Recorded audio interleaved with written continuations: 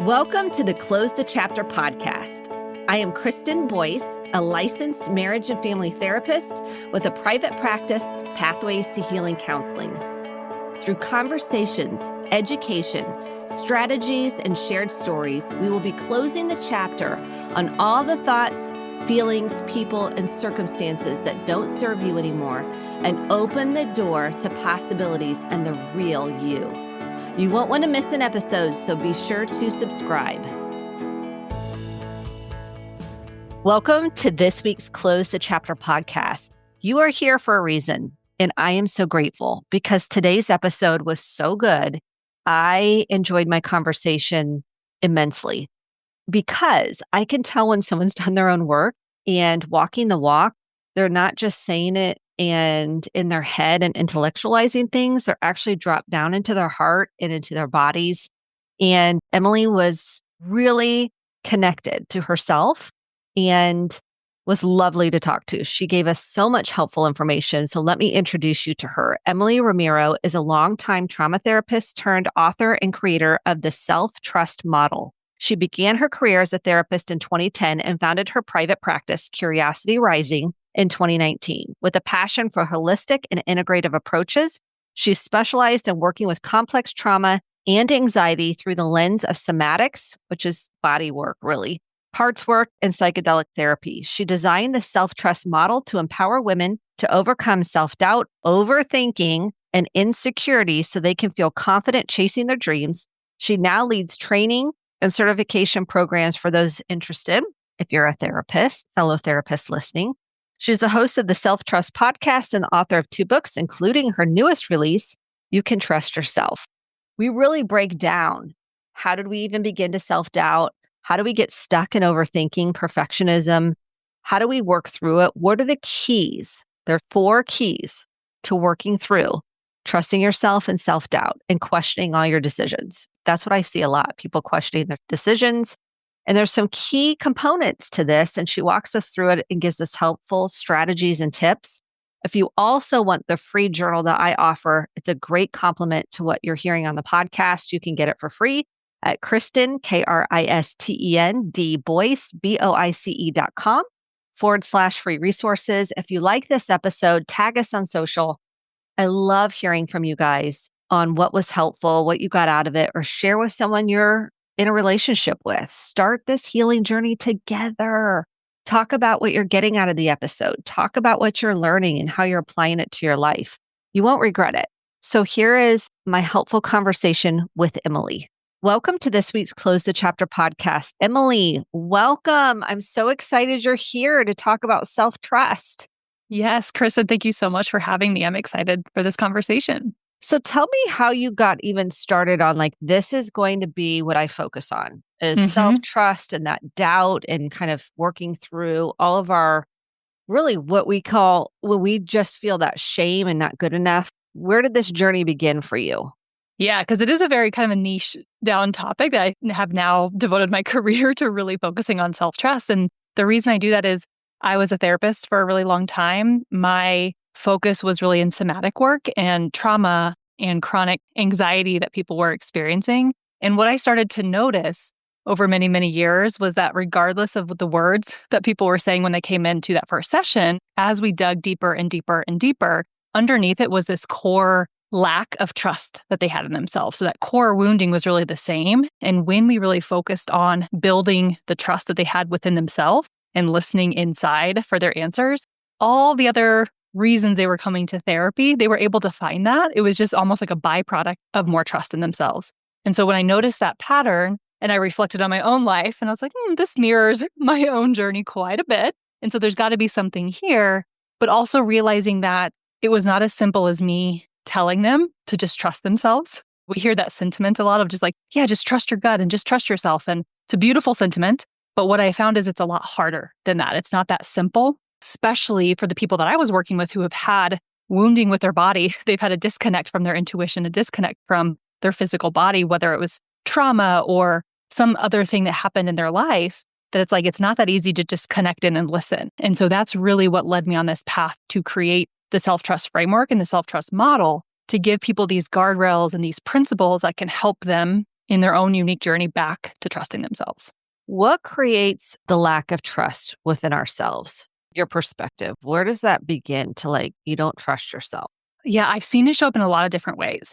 For some people, when I would directly ask that question, once we really identified, okay, there is this lack of trust, where did it start? When did you stop trusting yourself? For some people, it was a very, a before and after moment. There was this moment in time when they realized, I can't trust myself moving forward. And it planted that seed of doubt. And then moving forward, everything was different. Another common thing that I actually noticed with people was it was chipped away over time. So it was brick by brick, little by little. They didn't even realize it was happening. It was happening in these small, subtle ways. And then all of a sudden they wake up and they're like, wait a second, I have no idea who I am or what I want in my life. And so how could I trust myself if I don't even know who I am or what I want? And so I definitely saw both the very gradual and some of those, what I call crisis of trust moments where it was a big moment where it's maybe it was getting out of a relationship that ended up being really abusive or toxic. And they're like, how can I ever trust myself in a relationship again if I got into this relationship? So sometimes it is those big moments. And then other times it happens and they don't even realize it's happening.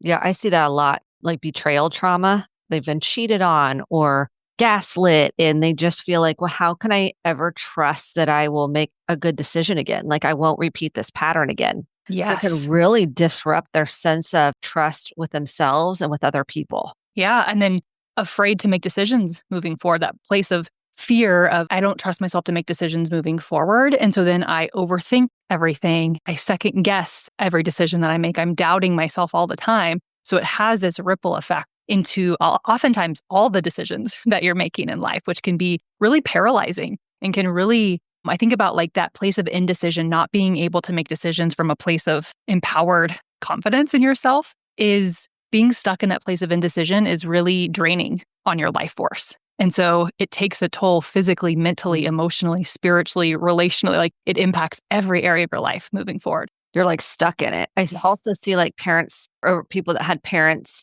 This is not to blame the parents, but that were are you sure? I don't think so. You shouldn't do that. So there's this implanting this sense of doubt. I can't even make a decision. I'm going to make the wrong decision. Yes. Do you see that? Yeah, absolutely. Yeah. Planting that seed of doubt. And again, I think maybe even staying on that path of sometimes well-meaning parents can even do this. One example I give a lot is as a child, if you ever remember walking into a room and your parents were arguing, and you can feel it, your body is sensing something's off here, something's not right. And then you ask and your parents reassure you, nope, everything's fine, nothing to see here. And again, they're coming from a place of benevolent intentions, but it lands as, oh, okay, well then I must have to trust them. And so I can't trust what's going on in my body. So I'm not going to listen to those messages anymore. I'm going to disconnect from those messages because I can't trust them. They're not right. That's a really good example because you're well, I guess I didn't see that right. Or I guess it is me. I'm not perceiving that correctly. Yeah. Man, yeah. It's a big imprint that gets kind of injected into us. Yeah. And likely doesn't happen just once. Likely that happens over and over again. And again, that eroding of the self-trust over time that you don't even realize it's happening. Yes. And I think it can show up. Tell me the signs of it. Do you think not being able to make a decision, is that a sign? What are the signs? Oh, you're not trusting yourself. Yeah. And I think that's really helpful. And that's why in my book, I include that at the beginning of just, sometimes we a bullet point list. Sometimes it's helpful just to have a list. And so I put a list in there of, just some signs that you might be lacking self-trust. And that is one of those of kind of stuck in that place of indecision. Again, overthinking, second guessing, doubting. I also see it when it comes to decision making. The person who has a choice coming up or a decision coming up and they want to go around and ask 5 or 6 people in their life what they think the answer is. Because it's I don't want to go inside for the answer. I want to find my answer external, away from me. And sometimes that comes from a place of, if you own that I'm the one who makes this decision, I also have to take responsibility for the outcome. Whereas if, oh, well, my mom told me to do this, so it's not really my fault if it goes wrong. Yes, I call it survey says. I'm survey says. It's Family Feud. You're well, who's going to give me the answer? And then I'm off the hook from feeling bad. Or shame or guilt, I made the wrong decision. But yeah, you're never really off the hook with those because those feelings are still going to come up. But exactly. That's the misnomer. Yes. Mm-hmm. Okay. So you have 4 pillars, right? Mm-hmm. 4, I call them pillars. You might not call them pillars, but 4 kind of key principles, if you will. Yes. to starting to build self-trust. Let's go Mhm. over those because I Yes. think these Yeah. are really key. Yeah. And they're really, again, this work that I was doing individually in my practice. I took it into group work and then have really tried to distill down, again, how to make this simpler for all of us because it is overwhelming to be like, okay, now I have to learn how to trust myself, but where do I even start? What does that look like? And so that's really where these principles came from and trying to distill it down to the most basic. And so I designed it actually like a compass, and it's designed like a compass for a reason because it's not a simple 4-part checklist that we get to cross off and be done with. This is actually something that is a lifelong journey. And we get to revisit these directions over and over again. And oftentimes we're not ready for the full depth of each direction the first time we visit it. And so that's, again, why you're going to walk north and then south and then east and then west and then start again at north. You're going to walk all around. So the directions are, starting with north, is radical honesty. So if we think about building trust with ourselves, similar to building trust with someone else, we don't trust people who lie to us or dishonest, even if they have good intentions for lying to us. And even if it's just a little white lie, that erodes trust. And so the same principles apply with us. We have to be honest with ourselves if we want to trust ourselves. But again, that idea, like we may not be ready for all the levels of radical honesty at the very beginning. So just kind of meeting yourself where you're at, start small with those moments of honesty with yourself. And then east on the compass is keeping promises. So this is this idea that we have to follow through and do what we say we're going to do in order to build that trust.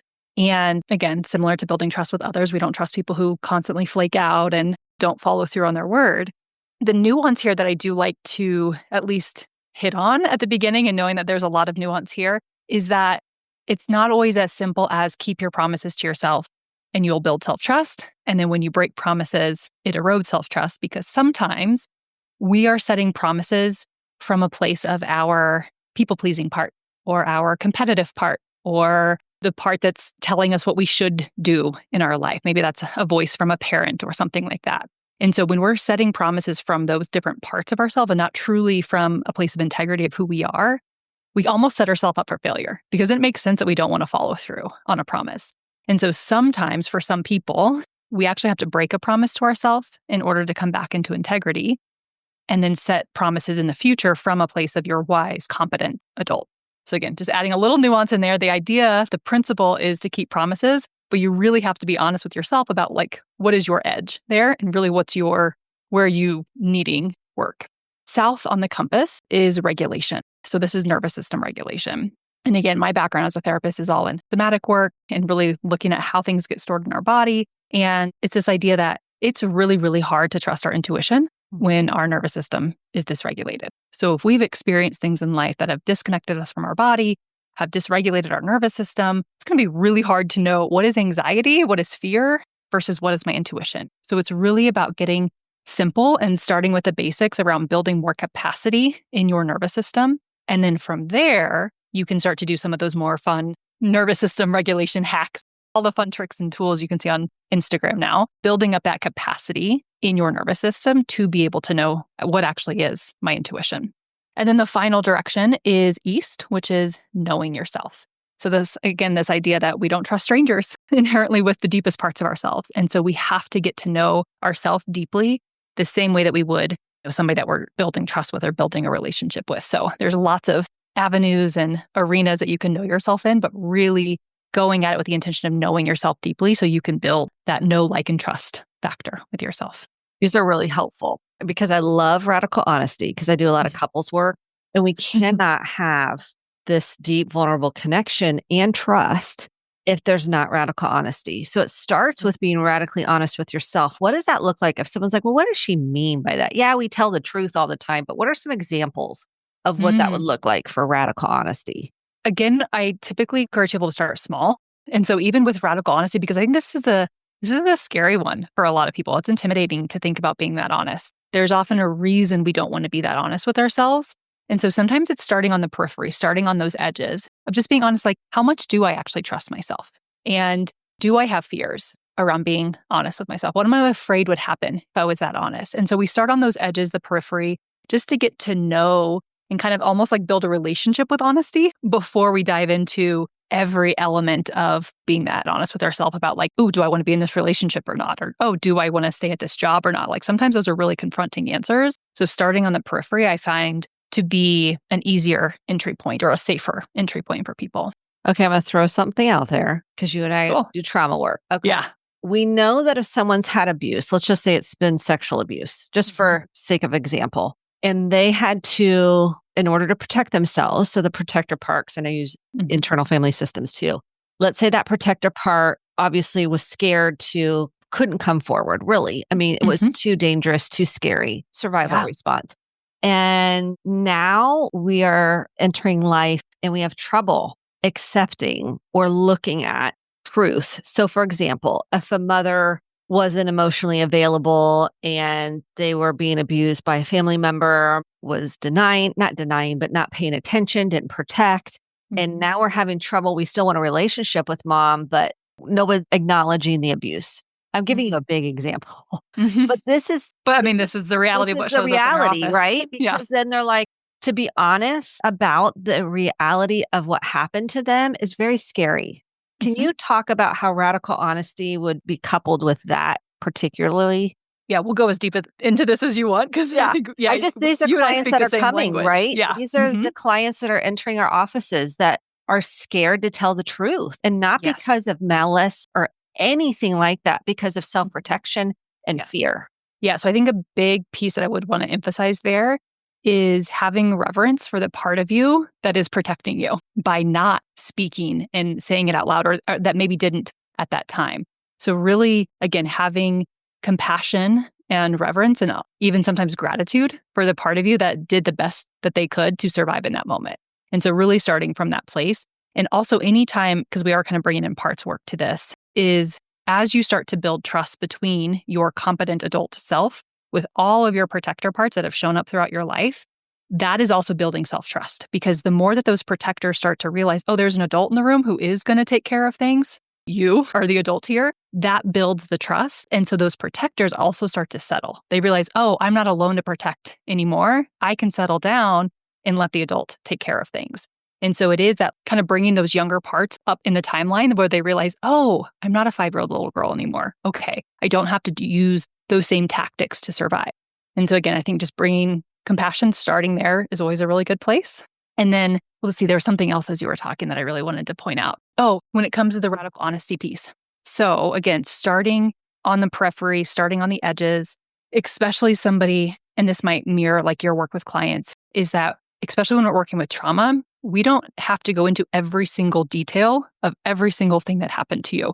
We do not have to have this linear narrative because trying to find a linear narrative of trauma from childhood often is going to be more traumatic. And so it's not actually going to be beneficial. And so when we say be radically honest with yourself to build self-trust, it does not mean I have to go excavating every possible thing and every detail that could have happened to me.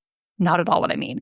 Sometimes the radical honesty is almost like, to use your example, to acknowledge that there is a sexual trauma box. There's a box, there is the sexual trauma box that I've experienced that as a child. And acknowledging that does not mean, again, you have to go into every detail, every experience. The radical honesty is just acknowledging that to yourself, like, that is a true thing that I experienced, and starting there. Yeah, I'm going to pause there and see what your reaction is. Because I think that's a good starting point. And even then that can be overwhelming and scary. And fear, this is what happens that blocks us, I think. You tell me what you think. From radical honesty is fear of things changing, fear of relationships, fear of loss, fear of grief, fear of being hurt or hurting someone else. And that can block us from that truth. Do you find that? Absolutely. And so I think, again, as we're building rapport with our parts and building the relationship and building trust with the different parts of ourselves, especially the parts that have protected us, is also reassuring them that just by being honest about what happened does not mean you have to do anything with that. Does not mean you have to make any big changes. Does not mean you have to confront anyone. This is a step-by-step process. And so it makes sense that fear part wants to jump to the end where we lose all relationships and we have no contact with anybody in our life anymore. Of course, that part wants to jump there because it wants to prevent that from happening. But if we, again, slow down and reassure this part, we're not doing anything with this information. We're just acknowledging the truth of what happened. Yes, I love that because I always break it down for clients. I'm like, that's not even on the table at the moment. Maybe it will, maybe it won't be, but we're just really baby stepping this so they can step into tolerating acknowledging, like really compassionately, like you said, working with those parts. I think this is one of the key pieces to healing. I Yeah. really do. Yeah. Because you're having to increase kind of your ability to tolerate it. And you're finally acknowledging this part that's been suppressed, repressed, buried, put in a box. And people are afraid this is the second thing I want to talk about. I'm going to come unglued and I'm not going to be able to function if I'm honest with my what's happened to me or telling the truth about myself. And you don't have to tell it to anybody. I mean, it's more or less yourself that I'm going to not be able to function. What do you say to that? So a big practice that I do myself and have done with clients is this idea of, I call it invite your fears to tea. And so this idea that our fears, like you said, this one particular fear that you've heard over and over again is so big and so scary, we can't even look at it. We can't go towards it. And so the approach that I offer with clients is this idea of actually befriending our fears and inviting them in for tea. Same way that we would invite an old lost friend in and get to know them and offer them some tea, sit down, get curious with them, try to understand them, ask questions, build this relationship. And so that's really, I think, profound work when we're working with fears, is not pretending they don't exist, not like trying to push them into the dark corners of our psyche and like, oh, nope, I don't feel that. It's never worked for me. It's never worked for my clients to just like pretend things don't exist. They always pop up.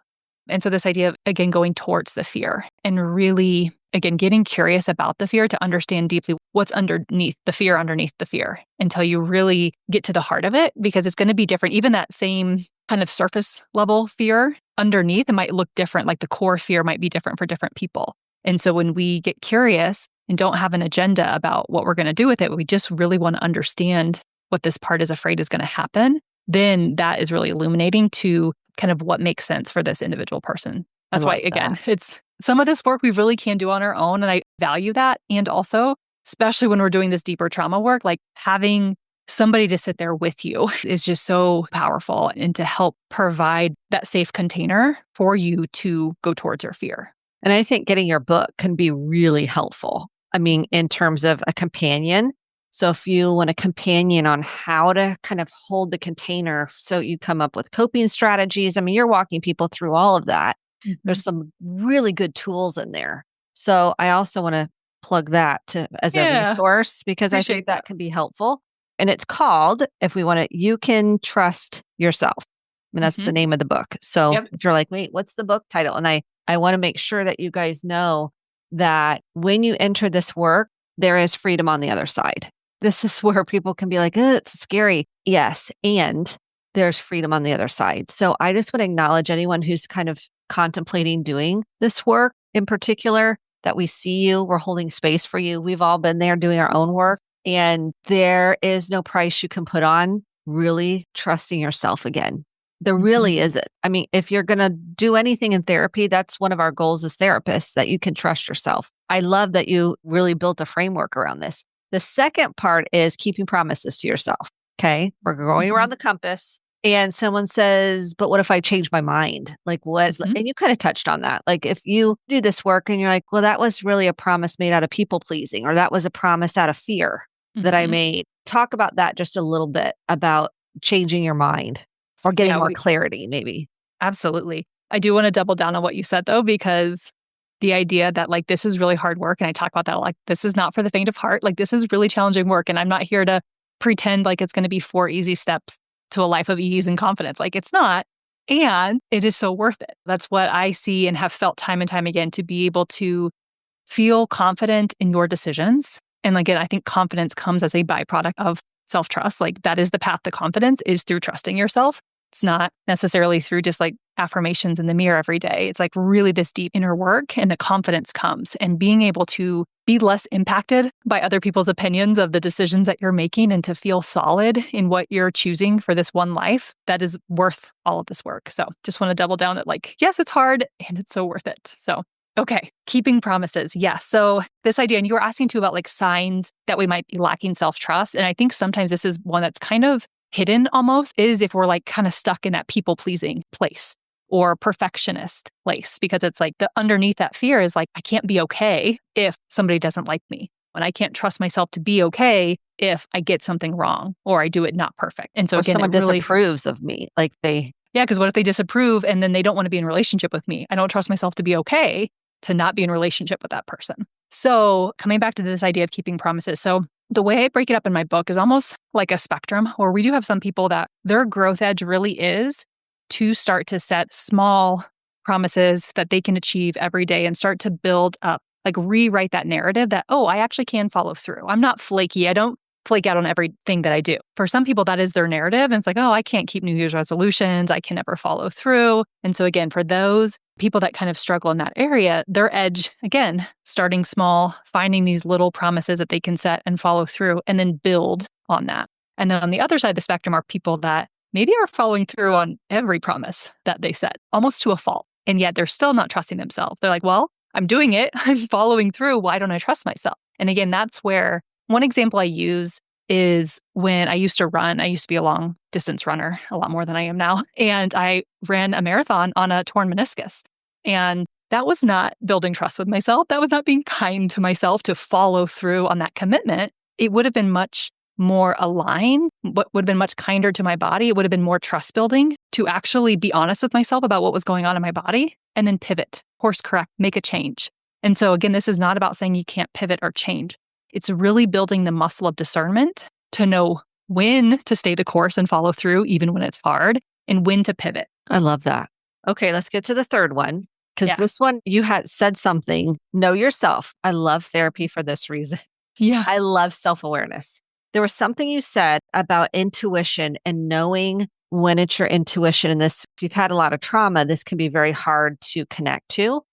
Is that my intuition? Is it not my intuition? And it can lead to self-doubt. So can you talk a little bit about self-awareness or really knowing yourself and the intuition and how those are connected? Yeah, because we're really blending, almost like if we were looking at the compass, we're like blending south and east together. So we're like going southeast here or southwest here, getting my directions messed up. So like knowing yourself, but also this idea of regulation, because it's that piece of like when we have, and again, sometimes the trauma word is people have different relationships with the word trauma. Sometimes we over-identify with trauma and sometimes we're like, no, I have not had any trauma. And so sometimes I use a language more of like, you've had a painful experience that has disconnected you from your body. If that's true, you're disconnecting from your intuition, that inner wisdom. And so if there's been anything in life that has disconnected you from your physical body, that's really what we're talking about here with that nervous system regulation piece. Because when you've experienced something that's disconnected you from your physical body, out of protection, you've had to be a floating head. And so you're missing a lot of information that's happening in your physical body. And so again, it's really hard then to like go down and trust the wisdom that's there if you're not connected. So until you have that connection piece with your body, connection with your intuition, it's going to be really, really hard to trust it. We have to first get in touch with it before we can actually learn to trust it. And so that's why regulation is such a key kind of foundational piece. And I know for me in my own life, the entry point back into self-trust was through the physical body. Because again, it's like identifying, even without all the details, even without knowing all the exact moments, it's like, I know for me, a big coping strategy, protective way of dealing was disconnection from my body. So even just identifying that, again, we don't have to go into all the details, but just identifying that, yes, disconnection from my physical body was how I protected myself. That's going to be an entryway back then. And so if I want to reconnect to my intuition, then I have to start with the physical body. And that has, again, been true for my experience. It's true for so many of the people that I've worked with, is when hard things happen, especially when we're young, the safest way to survive is to leave our physical body. If we can't physically get away or fight back, then we just leave and we're disconnected from the physical body. So yeah, that re-entry point in can be really, really scary. I'm sure you've experienced that with your clients, and that idea that we've left for a reason. There's a reason we left our body. And so coming back in is going to be a really scary thing. So again, acknowledging that, having compassion for that it's not going to happen overnight, that you're just all of a sudden, I'm in my body and I can feel every sensation. It feels good and comfortable and safe to be in my body. Like that takes time. And so that's why when I work with people around regulation, we start really basic. And I have 5 areas of regulation that I encourage people to start with, because if we are not building on a solid foundation, everything is shaky. And so I talk with people about their sleep. I talk with people about getting sunlight. I talk with people about how they're fueling their body, how they're moving their body, or how they're resting their body. And then are they getting connection in their life?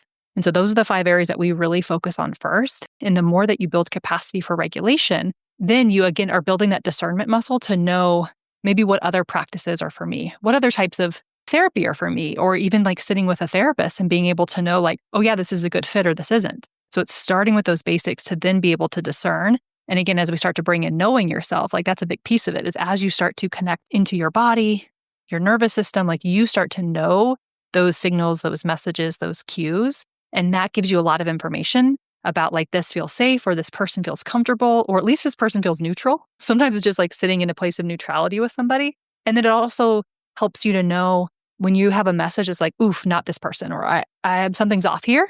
I don't even need to stay to like learn what it is. I just know something's off. You can start to know that that's actually my intuition versus maybe anxiety or fear telling me that everybody is unsafe.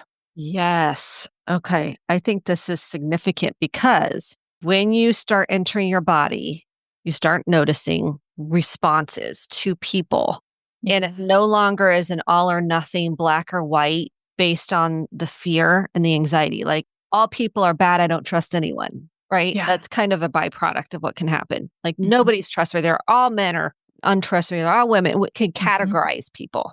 And when you start to reconnect, the key, what you're saying is you start to discern in your body. Like, you're just like, I don't even need to know, but my body's telling me information. Like, my body is not resonating with this person. How will someone go, well, how do I know if my body's resonating with this person or not? Like, this is like, how do I know? Yeah. How do I even know what my body signals are? Where does someone begin? Just kind of maybe some basic, if someone really wants to reconnect, they know they've disconnected. What are some, maybe a couple of things to start that process? I really encourage people to be gradual with this process and to know that it's not going to happen overnight. So that idea of like, oh, is it like a dream interpretation where it's like, oh, if I feel this in my body, it means it's my anxiety. And if I feel this, it means it's my intuition. Like, never that simple. It is a practice. People want that, you know? I know. We want a book that just so that just tells it. But what I have found is sometimes it does get oversimplified in that way, in the way that people will say that like anxiety always feels bad and feels like constriction. And then intuition feels like good and calm. And that has just not been my experience. And that's not been the experience of so many people that I've worked with, because our intuition does not typically lead us into just a life of ease and comfort and joy. Our intuition leads us sometimes to some painful places. It doesn't mean it's wrong or bad, but sometimes our intuition leads us to places that are, or choices that are hard. And so it doesn't mean that it's wrong just because your body might be like, oof, I don't want to do that, but I know that's true. And so sometimes it's more connecting into the sense of like, what does truth feel like in your body?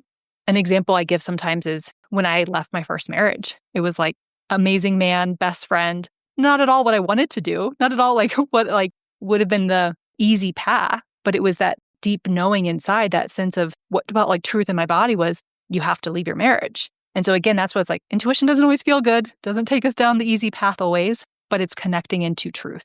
And so again, just knowing this is going to be a gradual process, and it really starts just to start to touch into what is it like to connect to sensations in your body. So instead of even having to interpret what those sensations mean, starting again from that neutral place of just like, where do I feel buzziness in my body? And then where do I feel something that feels like the opposite of that? And so I do lead people through like a somatic practice that's really looking at the opposite edges of sensation. So you can start to like pendulate back and forth and feel what different sensations feel like without the narrative of what does it mean, or I have to interpret this. It's just like almost like a scavenger hunt of like, ooh, can I feel some warmth in my body? Where in my body do I feel warm?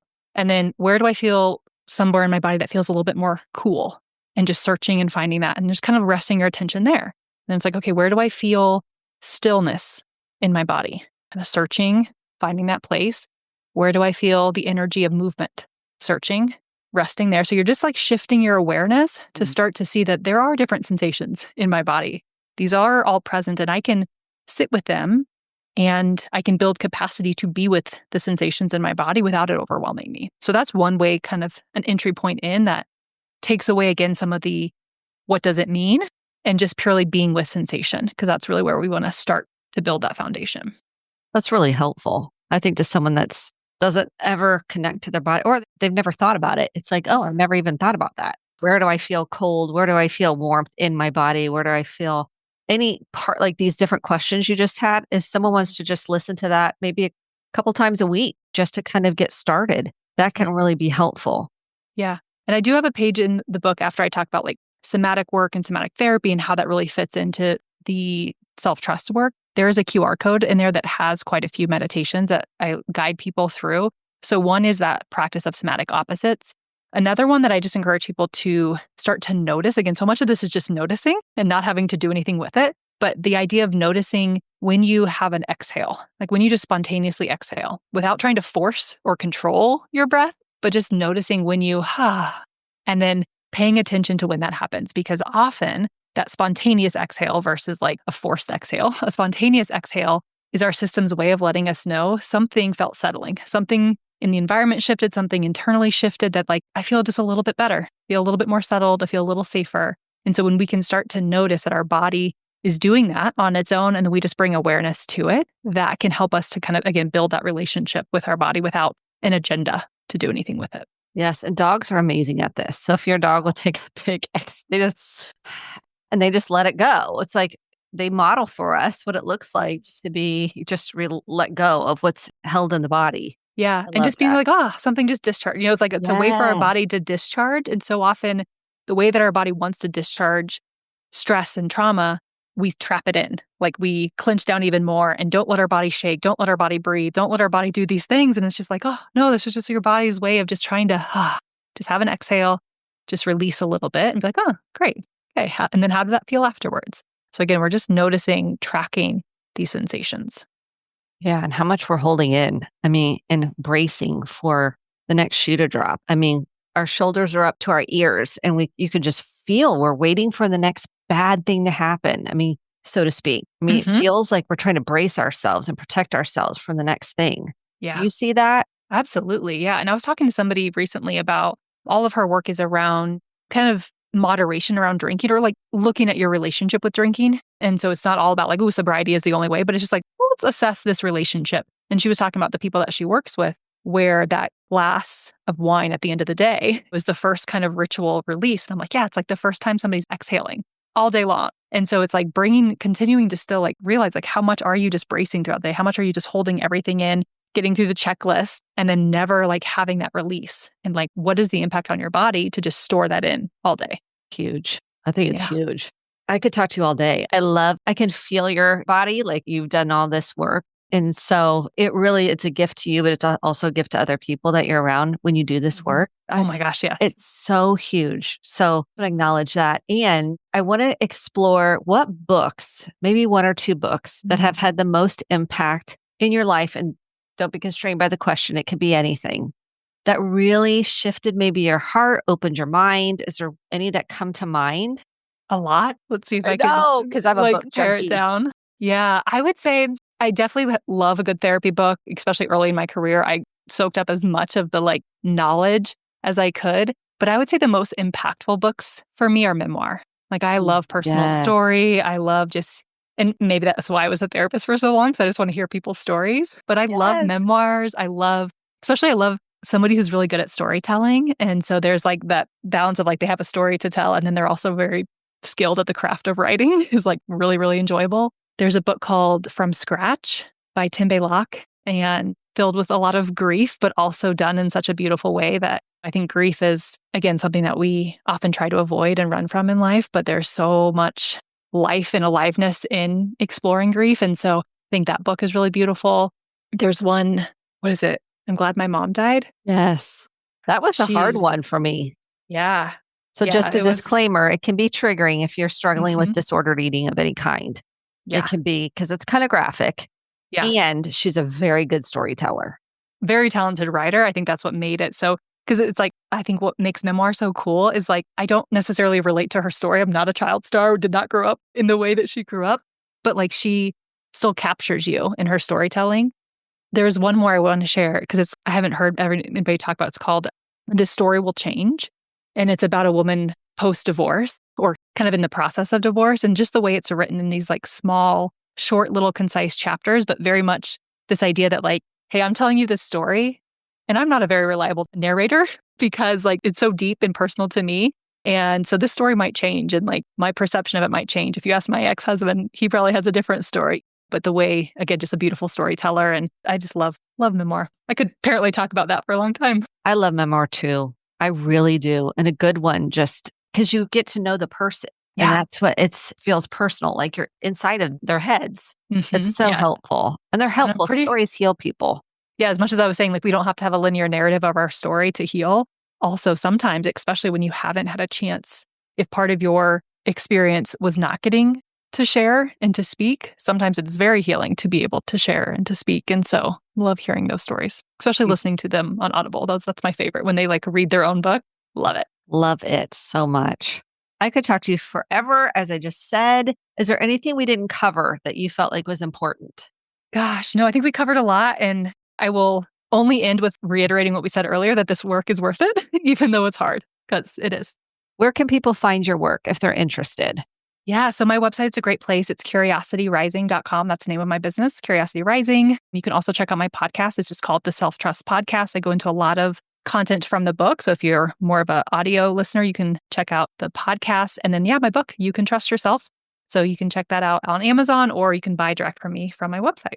And then we'll link all of that in the show notes so you can find Emily wherever she is. So thank you so much for your heart, your soul, and your spirit and the work you're doing in the world and helping people trust themselves. There's no greater gift that we can offer somebody than navigating them to how to reconnect and trust themselves, their body, their spirit, their intuition. So thank you so much for what you're doing.